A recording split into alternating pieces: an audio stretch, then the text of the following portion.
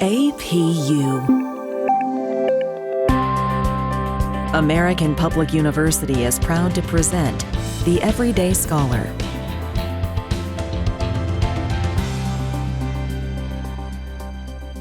Hello, my name is Dr. Bjorn Mercer, and today we're talking with Dr. Terrence Threadwell, Religion and Philosophy faculty in the School of Arts, Humanities, and Education. And today our conversation is about the Communist Manifesto.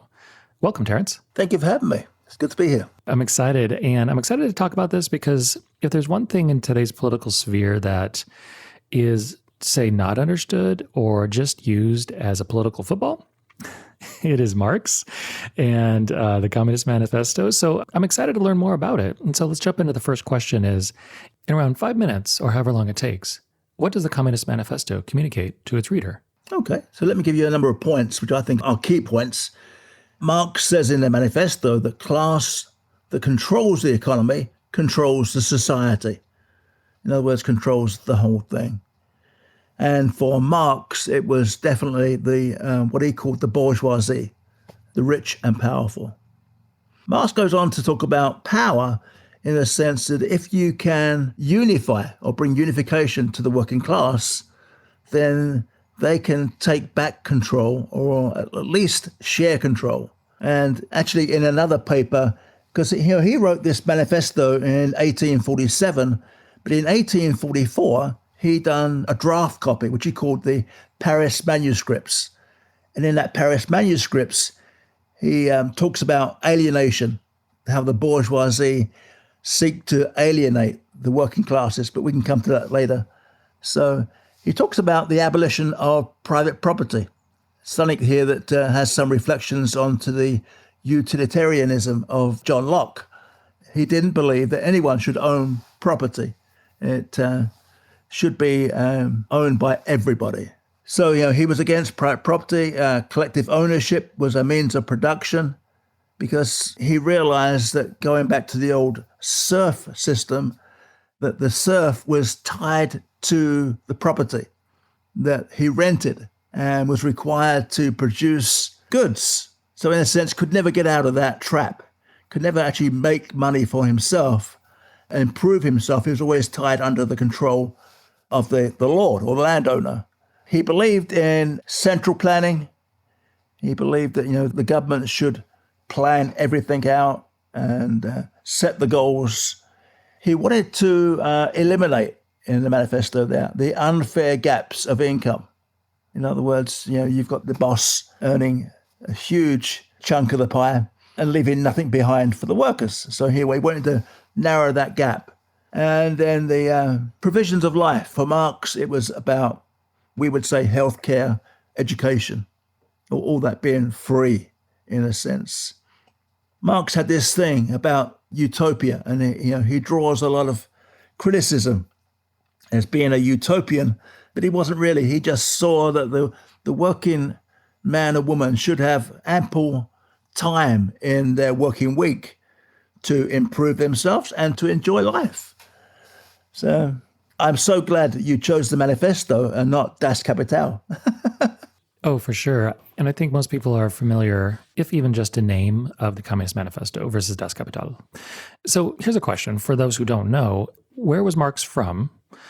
And how do you think that guided his views on things?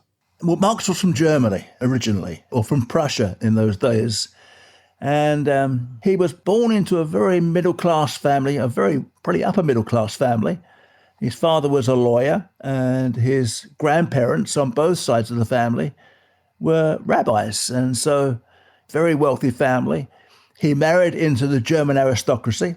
His wife was from the aristocracy, so he does really good.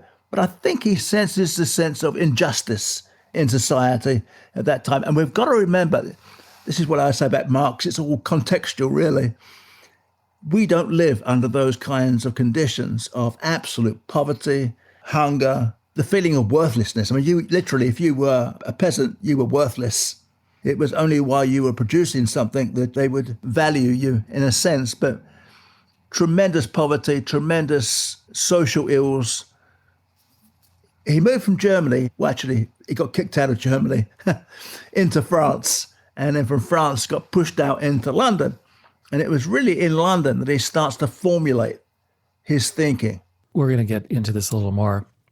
But yeah, context is everything, just like you said. And I think, Marx is living in a time when he and other people still remembered serfdom.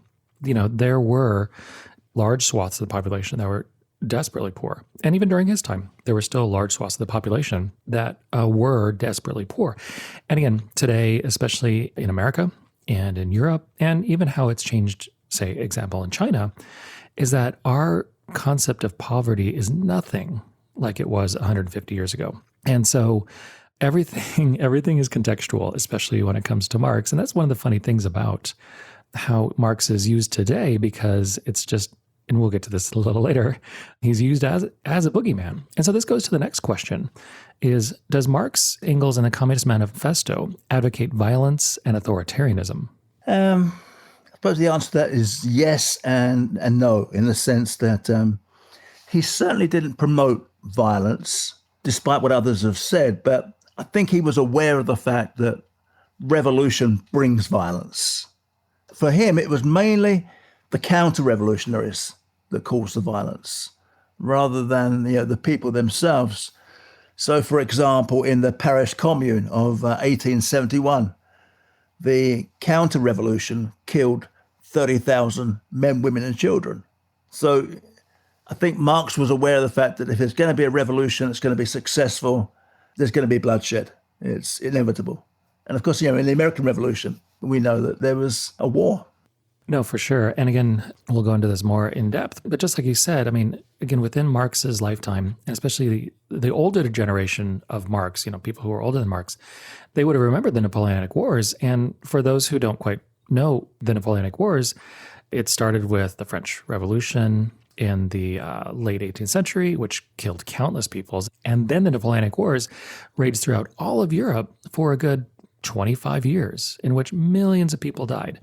Not even talking in any depth about, Napoleon's invasion of Russia, which of course was just a complete and utter failure and cost the lives of countless people. And not even just talking about military, just regular civilians. And so at the time, there was just so much change. And then, like you were saying, with the Paris Commune of 1871 and the revolutions of, 1830 and 1848, there was a lot of upheaval that was going on during that time. And so this transitions perfectly to the next question is, what historical and cultural changes did the Communist Manifesto originate from? I think really it is that sense of the growing industrialization of Europe. Primarily in the beginning, probably in the UK, in England, that was seen to be the sort of the workhouse of the world, or the known world in that days. And so I think Marx saw a change in society from this kind of farming, agrarian culture. People were flocking into the big cities where there were these mills, paper mills and cotton mills and the mines. Machines were beginning to take over. And I think Marx saw a red flag when he saw all these machines. He thought to himself, this could go either way. It could be a blessing to the people, less work, more free time. I think we've heard that argument in modern days as well. Or it could go the other way around. It could be a very oppressive society. So I think his concern was, we need to get control of this. We need to take charge of this and not allow the bourgeoisie to just use people and cast them off when they're no longer any use. Let the machines were beginning to dictate the culture of the society.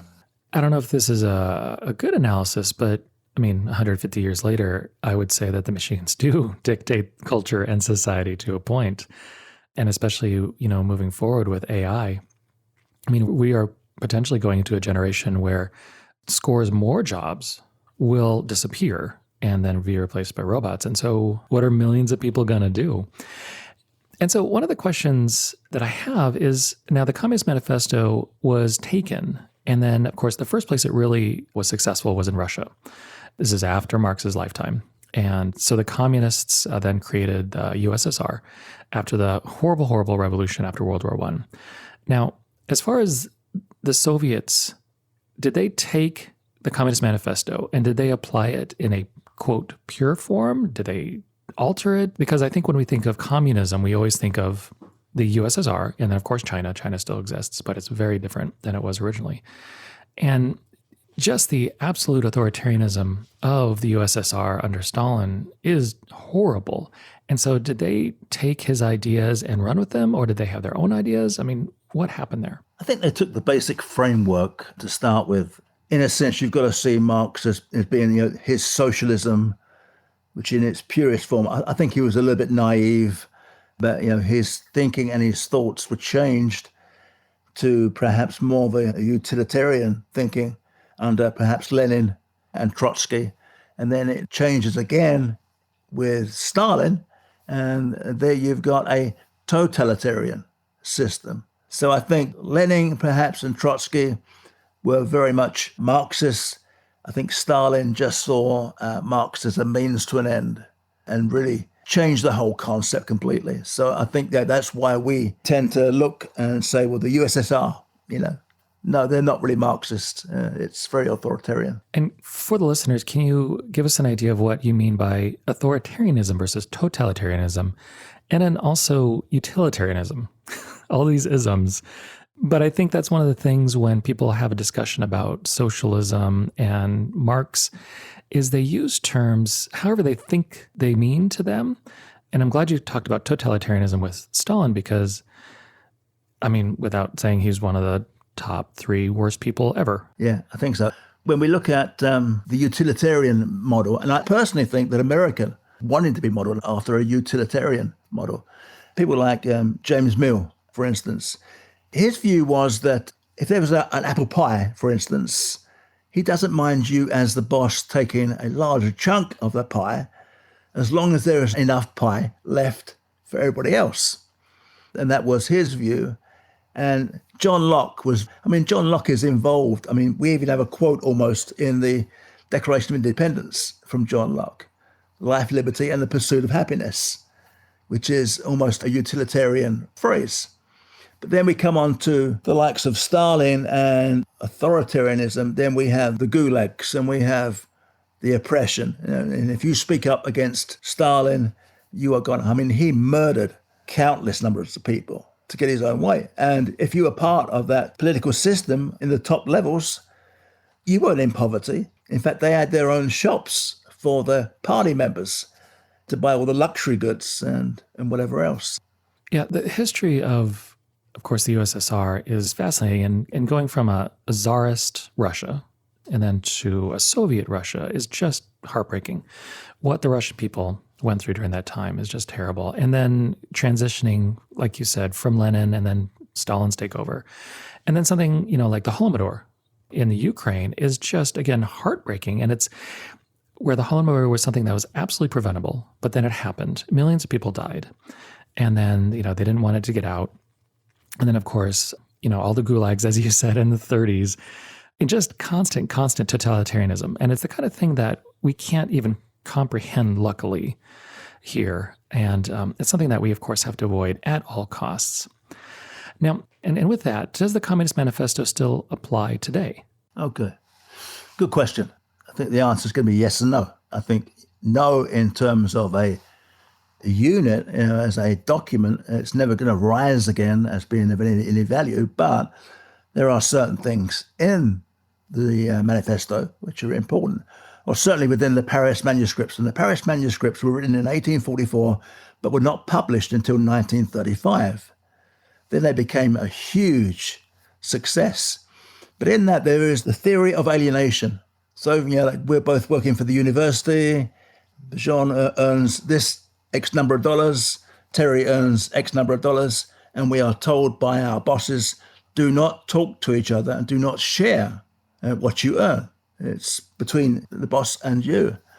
And that way we actually encourage the individual rather than a corporate dialogue where we have, say, a union negotiating the wage for professors at the university or whatever. Though I'm not sure there is a professors' union. So, and you've got that in there, and I think that is still prevalent today. We still have the bosses or corporations trying to alienate the workers, keeping them individual, keeping them separate, so that they never come together as a unified movement. It was that form of control. The other thing was, if I can go very quickly, was that Marx saw if I worked as a miner in the mines or in a mill, the boss would employ me and say, well, Terry, we're going to pay you X number of dollars per week. And I'd say, wow, that's fantastic. And then a month down the road, my boss is going to say, well, I'm paying for all these machines. I need to keep them working. So I'm going to increase your working day by 4 hours and you're going to work a longer week. And I'd say, that's not fair. And he would say, well, if you don't like it, you can always quit.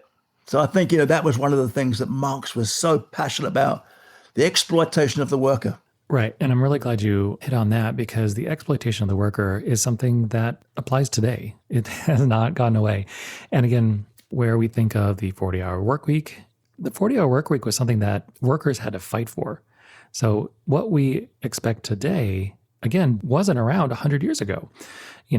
Child labor, that was a norm 120 years ago.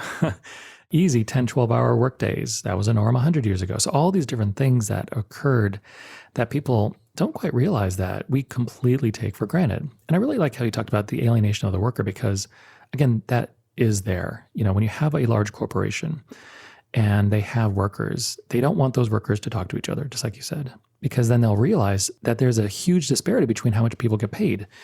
Now, there's many reasons why there's different disparities between people get paid. But then also when you look at, as you said, the bosses and the VPs and the presidents at any organization, they make so much more than the average worker. Now, from my perspective, it's good to have regular people making big money as long as we don't have kings and queens. I'm a 100% anti-monarchy through and through. There's no feudalism, there's no this and that, which is great. But you also get this huge disparity, and essentially you get an elitist class, which might as well be royal for any, it might as well be royal because it acts in the same way. And so there has to be some sort of, and I'm not going to say checks and balances, but some sort of way in which the average worker is able to have a life and to work hard and have some safety. And I still think that Marx applies to that. This last time when I was reading through the Communist Manifesto, there's a lot in there that applies today about the alienation, about safety, just about fair treatment, and of course, you can take all the different things that happened in the USSR and China, and those are all things that are horrible. But when you go back 150 years ago, the Communist Manifesto came from real problems. And I will often give a full-throated defense of capitalism with a huge asterisk that there are some serious problems that need to be dealt with. And today we're speaking with Dr. Terrence Threadwell, and we'll be right back after a short break. At American Public University, we believe higher education is not one size fits all. That's why we offer 200 modern programs that build on your knowledge and fit your schedule. Because we believe universities should adapt to the needs of students, not the other way around. American Public University, within reach, without limits. Online classes start every month. Learn more at AmericanPublicU.com. And we're back with Dr. Terrence Threadwell. And so this leads us to our last question is, so why is socialism, why is communism, so why is it today used as the boogeyman? In the sense that when you watch cable news, which on an aside, I don't recommend anybody watch cable news, but communisms and cultural Marxists, this country, we're slipping towards this horrible socialist communist state in which X, Y, and Z is going to happen and it's going to be terrible. So why is it that Marx is used as the boogeyman? I think it's because they are scared of Marx. I think they're frightened of Marx. Marx presents an alternative to capitalism. They don't want the people to realize that there is another world. People talk about socialism, but we don't have, I don't think anywhere really in the world now, a socialist government. We do have a democratic socialism in places like in Scandinavia, in Norway. But if you sit down and do a comparison, I mean, we always say America is the greatest country in the world. But honestly, if we sit down and do a comparison, like for like, education for education, healthcare for healthcare, we are not anywhere near the top. We're about 2/3 down the list somewhere because other countries have got better healthcare, they've got better education, and they've got a better lifestyle. We have that top 1% or perhaps even the top 3%, they turn around and say, well, I want 90% of the pie. I don't want to give you anything. And to do that, they try and divert people's attention. Oh, he's a Marxist. He's a socialist. He's this, he's that. And it's just a diversion tactic to take the attention off of them and put it onto the bogeyman. And that's absolutely wonderful because, the political arena right now in the US is really annoying, for lack of a better description. I always like to say that when you live in the provinces, and I always like to describe all those states in between DC and LA and San Francisco, we're in the flyover areas, we're the provinces. And so, but everybody out here, they just want to live. They just want the government to work, and they want the roads to work, and they want the water to be clean. And that is one of the things. But if there's also this fear and this boogeyman that these politicians can get people to fear, then those politicians can say, look, vote for me because I'm going to protect you from this threat. Now, in reality, that threat doesn't actually exist. And you can find that throughout history, that there will be leaders who very wisely create this threat. But this threat then makes people fear their neighbors, fear the unknown, when in reality, that threat was not actually there. And so, when, especially today, like if you go on Twitter, and I don't recommend anybody go on Twitter, you can find people tweet stuff that are full-throated communists wanting X, Y, and Z in this country. And oftentimes, people who say you need to fear Marx, they'll say, look at this tweet.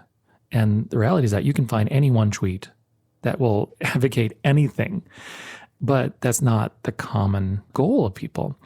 And so when it comes to terms, socialism, how is it that the U.S. is already partially socialist? And if you want to, could you compare it to, say, England, which of course has a slightly different country? I know England has the NHS. It's NHS, correctly?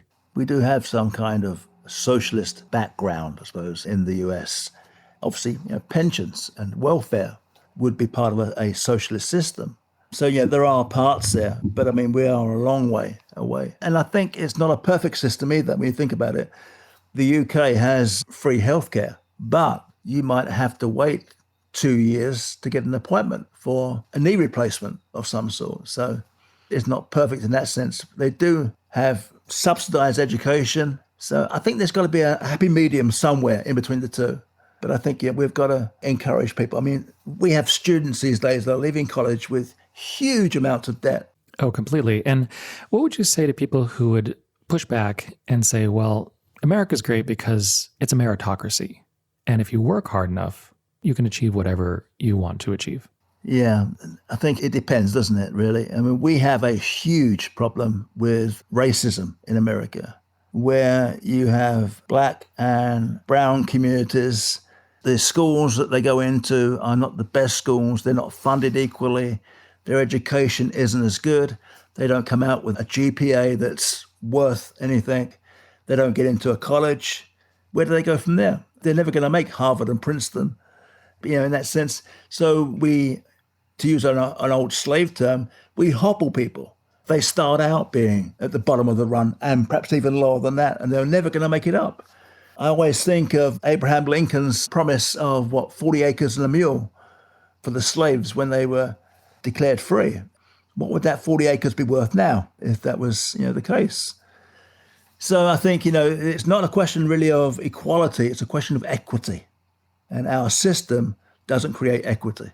And I completely agree. And it's such an interesting, again, the political elite try to change the conversation so people are distracted. So Marx is over there and cultural Marxists are changing the world you live in, and your world is going to change. And of course, one of the realities is that as we all get older, the world changes. The world that we were born into changes, and that's okay. Every generation changes. And you go through history and you'll find an old person saying, oh, this young generation. You'll find that in Roman times. You'll find that 500 years ago. You'll find it today, in which there's generational changes, and those generational changes, for the most part, are okay. Things change. And I'm glad you brought up slavery and how there's a large swath of people in America today that are just 5 steps back. So if you look at the income summary in the US, and I'm looking at from government stats. So the median household income, a white family, non-Hispanic, is around $70,000. Every year they make around $70,000. And for a Black is $40,000. So they are making around $30,000 less every year. And if you can imagine that year after year, and this is today where, incomes have gone up, that has created such a disparity between, quote, your average white and Black and Hispanic families. And so I believe that, yes, America to a point is a meritocracy. There are wonderful examples of people going from absolutely nothing to making millions. But then there's a huge swath of just average people where they're born into a poor area. Unfortunately, they will most likely stay in a poor area. Versus if you're born into a rich family, you will stay rich. And both people can work hard and hard and hard, but it's not because of how hard they work, but it's just because of where they were born. And so how can the conversation today go from Marx being a boogeyman to how can we pick and choose certain aspects of the Communist Manifesto to just try to make the world better? Well, the problem is when you think back to the French Revolution and through Marx, some of the people that were the most vocal in terms of society in their day were the academics. I think that's why whenever there is a revolution, the first ones to go are the academics. Put them into a gulag somewhere or into a camp because they're the troublemakers. They're the ones that are going to constantly bring up the question, no, you can't do that. That's not right. And I think for us as academics, we've got to regain our territory again. We've got to be the voice of reason, the voice of justice in our society. That doesn't mean we're going to start a revolution tomorrow or even the day after, but at least we're going to speak up for what is right and for what is just for our society. And I love that. And I would love to see really good discussions on Fox and MSNBC about Marx and Marxism and what was bad and what was good. And again, what can be used for good. But you won't see that because the financial incentives for Fox News and financial incentives for MSNBC and CNN are to not do that. They're to just stay in their lanes. And they all make enough money by not talking to reasonable people. I'll say that. Reasonable people who will have a good conversation because really all they want is just shouting. And they want to be able to politically dunk on their opponents. And that does nothing to help the country. Zero, where a good conversation about the Communist Manifesto, the things that need to be thrown out and the things that can be still saved today and talked about should happen versus just the rhetoric of fear. I always talk about the rhetoric of fear, and that's the boogeyman. It's just the rhetoric of fear, and you need to fear your neighbor and you need to fear this concept, when in reality, you just need to know about it. So at this point, great conversation. Any final words, Terrence? No, I think, hopefully we can affect change in our society in which we live for the better. Excellent. Thank you. And absolutely wonderful conversation. And the tough thing about the Communist Manifesto and Marx is that this is barely like dipping our toes into it. There's so much to learn about. And I would just hope that if there's people out there who say stuff like you need to fear Marx or cultural Marxist or stuff like this, just read some. Just read and talk about and have an open mind. And I'm not saying become a Marxist. And I'm definitely not saying really don't approve of anything that the Soviet Union did. Because that was a horrible, horrible experience for people. Of course, there's a side note of, many other things that happened at the time. But just learn about different things. And then as with anything, figure out what we can use today. And today we are speaking with Dr. Terrence Threadwell about the Communist Manifesto. My name is Dr. Bjorn Mercer, and thank you for listening. For more information about our university, visit us at studyatapu.com. APU, American Public University.